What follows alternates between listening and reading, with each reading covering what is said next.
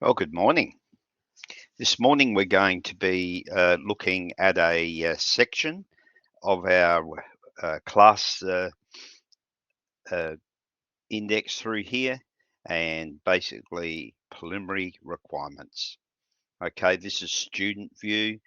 Sometimes I forget and have my view, which has hidden files and stuff like that in it, but we don't need to do that. So first of all, um, let's just have a look at the panel. Click onto that.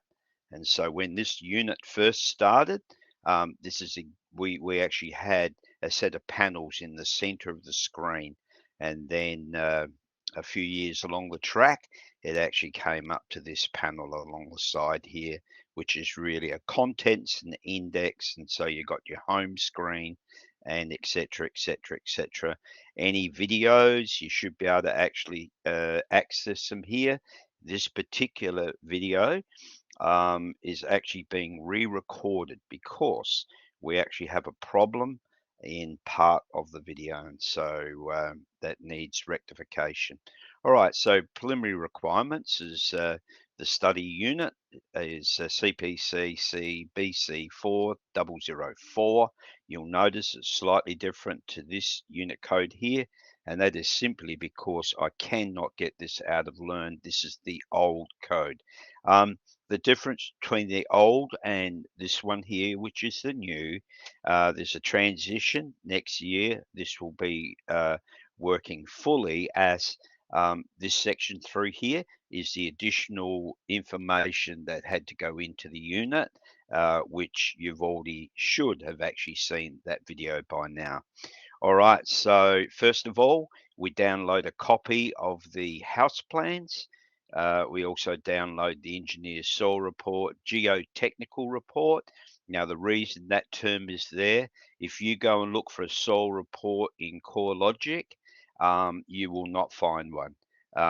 The professional or the uh, executive level terminology rather than the trading knowledge is geotechnical reports. So just put that in your memory bank. There's 4 engineering sheets, and then the description actually goes through and says, okay, this unit of competence has 2 main assessments. There are some other knowledge assessments and that actually add to this, but fundamentally, these are the 2. So task 1, to prepare all of your costs. And we do that by actually entering all the information into a takeoff.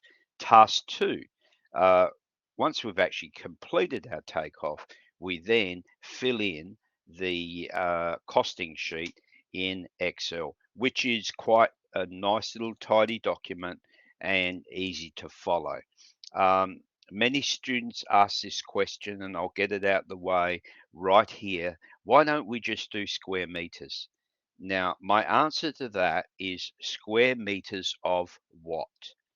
Because when you actually just put a square meter figure for a home or a project or anything like that, um, you don't have the total specification that would give you all the parts of that square meter. And so you could be dramatically out and not even realize it. Uh, dare I say, when we see the last 18 months, 24 months, where we've had builders falling over left, right, and center, how many were just actually doing that, the shortcut thing, square meters, and then suddenly finding out that it didn't actually include waterproofing, didn't include something else, and that comes out of your pocket. And so this is the slow and traditional method. I don't apologize for that. And the reason why I don't apologize for it is that by the time you finish this unit, you will actually know how a house goes together from start to finish. And that is, um, understandably, if someone asks me to um, quote an aeroplane like a jumbo jet, I wouldn't have a clue. Okay, that's not my trade. But when I look at a house, I know all those parts, how they fit together. And that is the sequence that will be actually making the takeoff. Now, what I try to do and have done this semester, as this is a re-recording and was done, the original recording was done in February, is at the end of each section, we've spent at least 20 to 30 minutes, and this is after carpentry, filling out the Excel spreadsheet, and whereby all of your work is actually being up to date as you go. And so far, we've got a couple finished and we've got a few more to go yet. All right, a couple of additional tasks, which are keys. And number one, main drawings, key features, which is a learn quiz. Now, the learn quiz, if when you open up your Word document, it actually has everything in there, and there's a section of quizzes, which all mainly revert around the plan. Okay, and but after all, that's the thing that we need to understand fully. If we don't, then what will actually happen is we'll lose our way and we'll be in trouble. So right at this very moment, I'm just going to open that plan up and I'm going to go right back to sheet 1. Okay, and here it is here. And so it's a very, whoops, here we go. There's that mouse.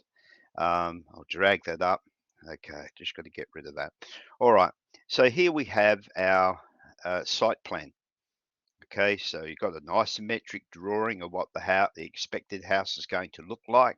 So it has a driveway, a panel lift door, not a roller door.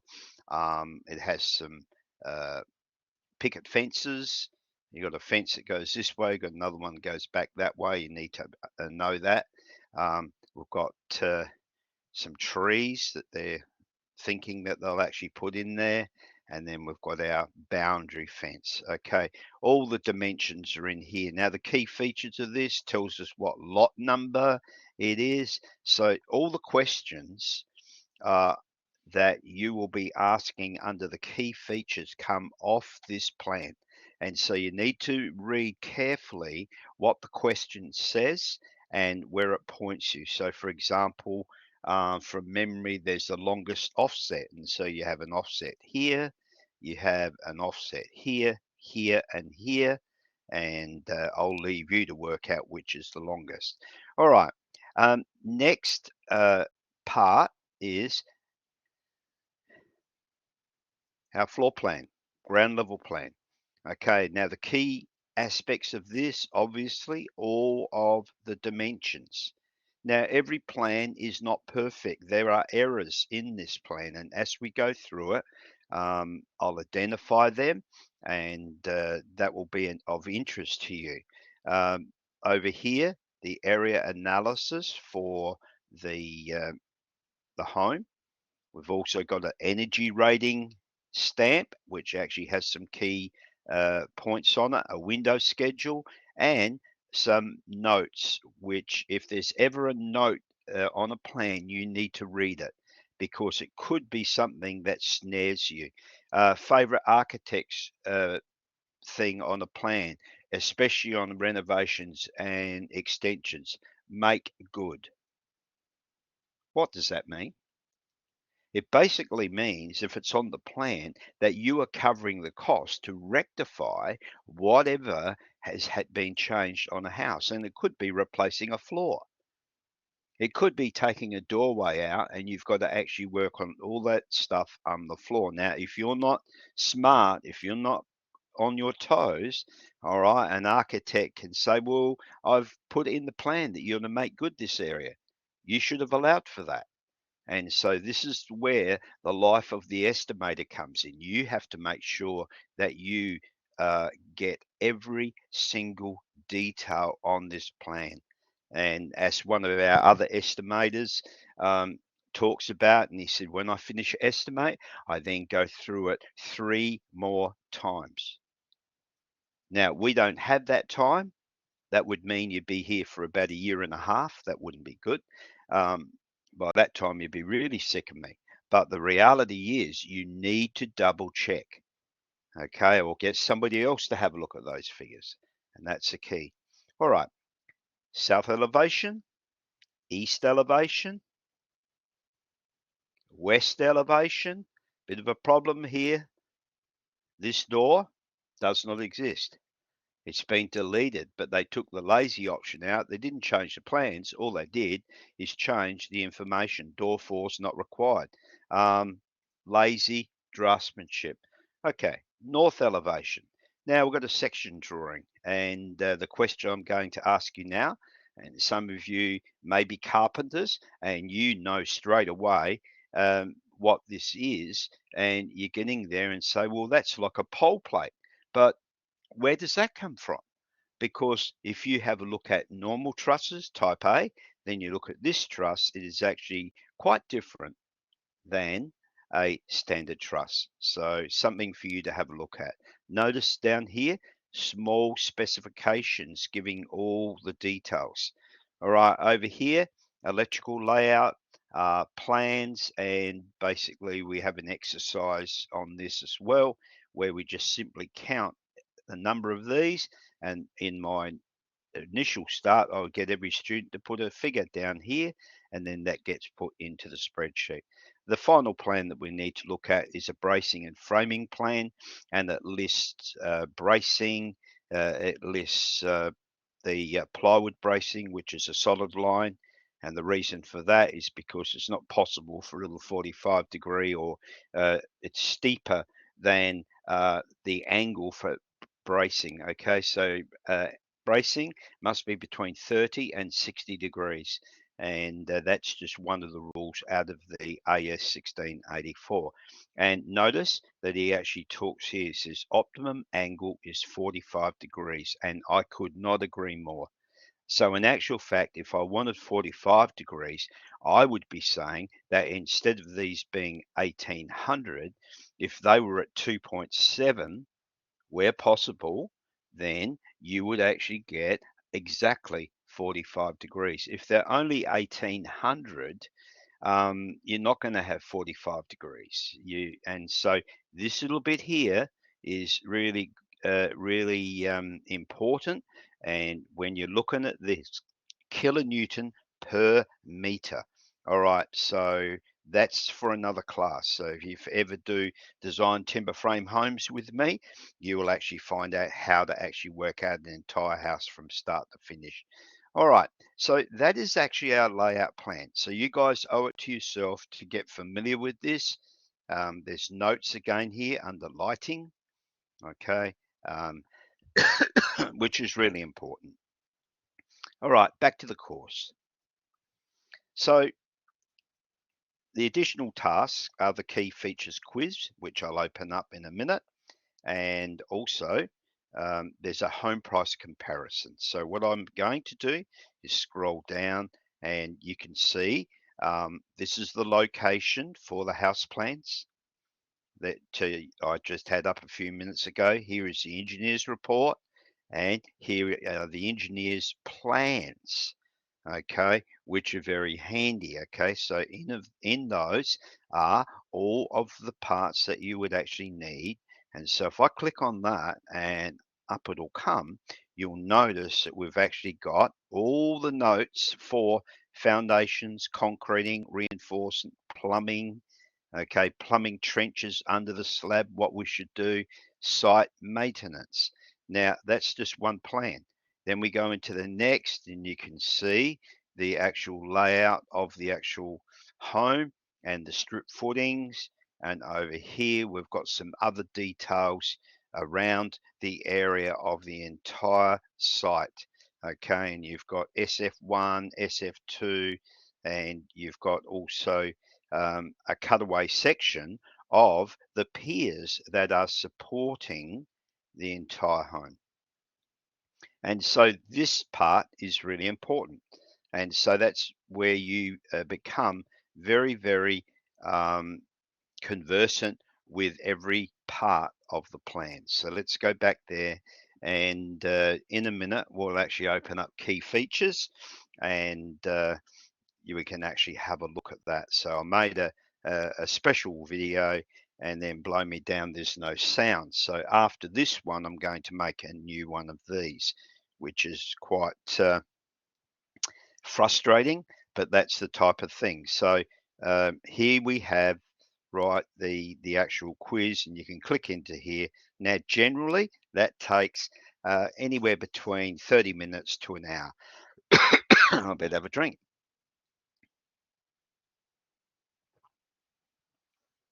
Okay, we have a knowledge assessment, and this is the specification here, and it says research and analyze 4 homes of your choice. Choose 4 different homes advertised by separate builders, 2 single-story homes of similar design, and 2 double-story homes of similar design. Separate builders, preferably. Using Microsoft Word, present a report showing the price difference per metre squared or by the advertised price of the home. Now, we've actually got a PowerPoint that you can muck around with, and I think that's probably an easier way to actually present this. In written form, show pictures of your chosen home, describe any factors that would influence the price in square metre rate. A single paragraph should be fine. So I'm not after 200 words, 300 words. I'm after just a succinct, direct observation. So if you choose a house at Balaclava and you've got another house that's at Walkerville, straight away, number one, the house at Walkerville will be more expensive. Also, it will be less attractive to a buyer because it's an hour and a half to get into town. So this is really something to look at. So first of all, down here we've got a heap of building display websites. Haven't looked at that for a year or so, but basically you can click on here or click on these websites and be able to have a look at some of the information. Now, here is an example. So we'll open that up and we'll just say, yeah, we'll save it there and open this. So this is actually a student's work, which I thought was pretty good. And every other student has a access to this. And so now what we can actually do is have a look. So first of all, here's your cover page, case study 1, because there are 2 case studies. Go into your next one. He's chosen a house at Happy Valley. He's got a picture of the house, and he's actually got a little bit distorted, but he has the actual layout plan for the house. Okay. Now, has anyone noticed that he's actually flipped this? Right, it's got the garage over here where the garage is over there. All right, but that's not the issue. We can easily flip this, but have a look at it. You can see the room sizes. You can see that it's got a bathroom. Okay, you've got a laundry, and then you've got the toilet, kitchen, meals, living, couple of bedrooms, 3 bedrooms. Okay, pretty small bedrooms, 3 meter by 3 meter, pretty tiny, and main bedroom. Okay, so that's a fair enough thing. So now what he's actually going to do is introduce another home, and so this one here, this is a bit better. He's actually got it on the right layout, and there it is there. And these are the size of the rooms. It's an architectural visualization of what your home could be like, and then you can see this is actually a sales trick. You take the house right on dusk, and you have all the lights on, and it just looks like, you look at that, and then let's go back and that. Now you notice I've got the lights on here. Okay, this is actually professional photography, and to make something look attractive, and it surely does. All right, now here's a table. Now I don't mind if you use this table, and then you can basically highlight, change cells, whatever you want. Obviously, you would need to put in your overall cost of the home and what are the square meters, okay, and then down here, all right, an overall average price 2,578 versus, so that's Weeks Group, and Sterling Homes 2,415. then what we're looking for is what other features. So this is super lock, this is standard timber home. Okay, a bit of difference there. Now, each of you need to be able to do this in the first couple of weeks. It doesn't take long, and a little bit of, and then last of all, there's a little report. There seems to be no obvious difference in the prices, which is fair. They were pretty close together, but one house is 11.6 Ks to the CBD, while house one is 20.6. So this is a very valid point. Structural steel, house one, while house two was constructed with timber frame. This would be a factor to consider with comparison. Now, when we look at features, it is unbelievable that every builder actually has the things that obviously make it. You must supply a rainwater tank nowadays. So there they are. Okay, air conditioning, stormwater, couple of timber laminate floors, robes to bedrooms, and you can see 3 bedroom, 2 bathrooms, and 1 garage. All right, so now I'm only going to show you the first half of that. You can watch the rest of the PowerPoint, but that is actually what I expect to see. Obviously, not exactly the same as this. Make your own design, be a little bit flashy, change the colors. All you need to do is go up here and design, and you can actually go through and change this and choose one of these as a color scheme. You know, a lot of carpenters, they would go for something like that, and you could see in in 2 seconds, you can basically come up with all sorts of designs. So don't do exactly the same as what was in there. Now, what I'm going to do with this is just shut it down, all right, so that it doesn't change.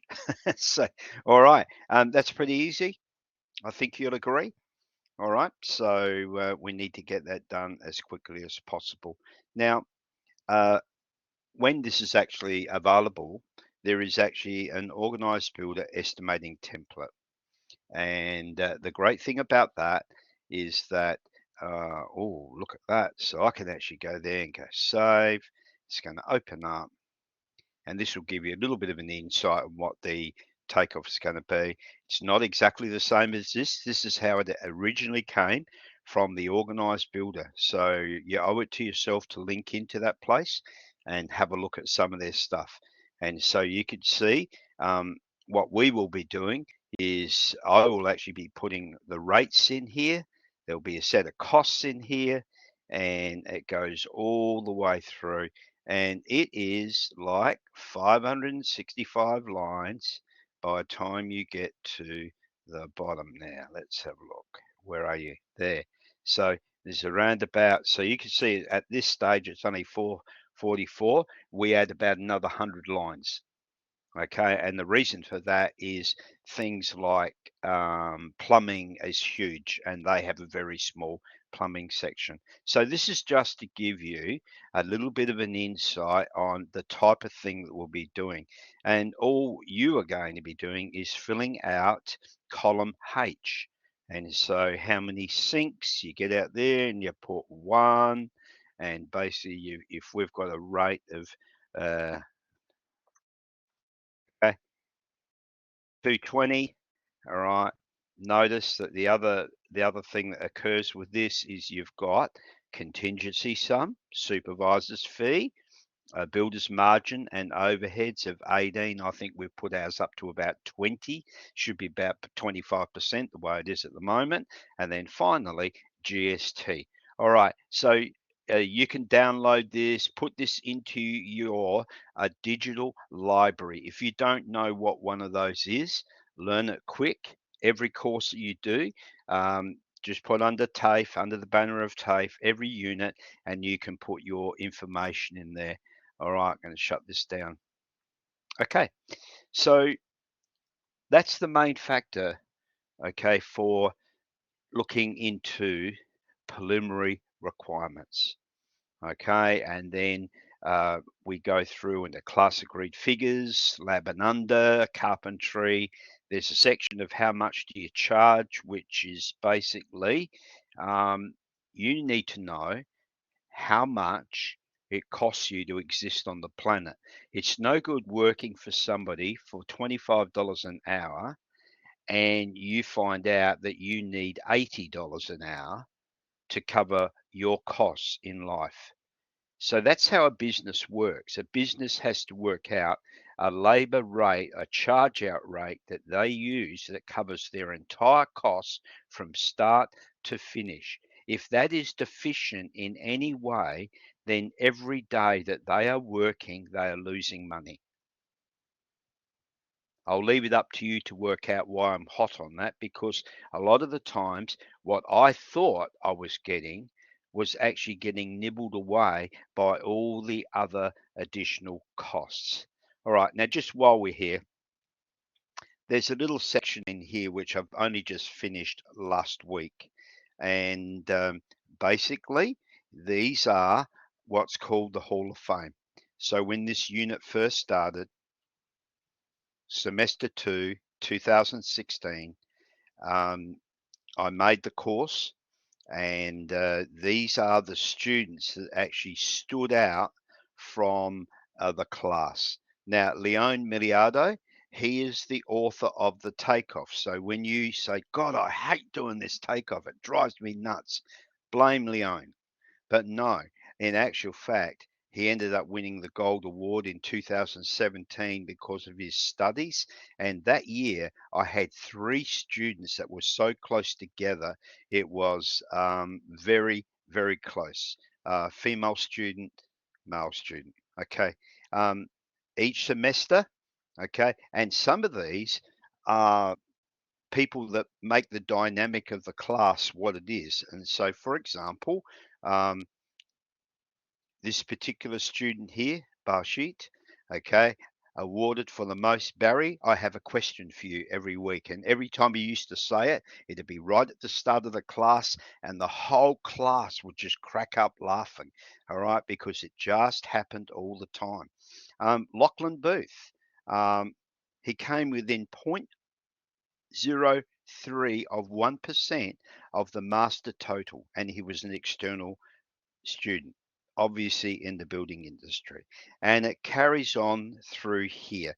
Now, semester 1, 2022 was the last time I did this unit, and then semester 2, 2022, I had long service leave, and so this year, this semester, I will put in a comment about last year's semester, which was a shortened one, and the lecturer had to actually rip the course apart to get it to work in 10 weeks.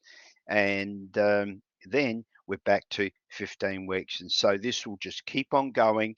Now, not very many people do anything like this at all. It's just an encouragement. You work. When I see you working diligent every week, I'm watching. Okay, and I'm watching to see how you go. And so that's why some of these students got into the unit.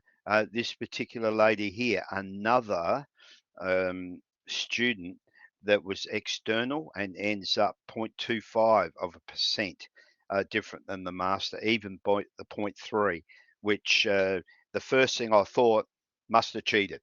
And I checked everything and there was no cheating whatsoever. All right, so think about this. And usually what I do, right down the bottom, it's missing. And I have to put it in there because I know that students check over the course, and it goes and says simply this: will your name be here this semester? Okay. And I impress me with your effort, impress me with your endeavor and your willingness to learn. If you're doing that, what actually happens, you can take a snip image of this. And when I did my estimating course, I ended up in the Hall of Fame. All right. Looks good on the resume. Okay. A good reputation is gold. I want to see your reputation actually increase daily. And all of us are actually creating a reputation every day. You might be a whinger. Okay, that's your reputation. You might be a can-do person. That will be your reputation. It's an absolute key in the industry. All right, so as we go through each one of these, I'll have a separate video for key features, but this one here, I think that's about as far as we get. Okay, thank you for watching, and we will see you down the tracks.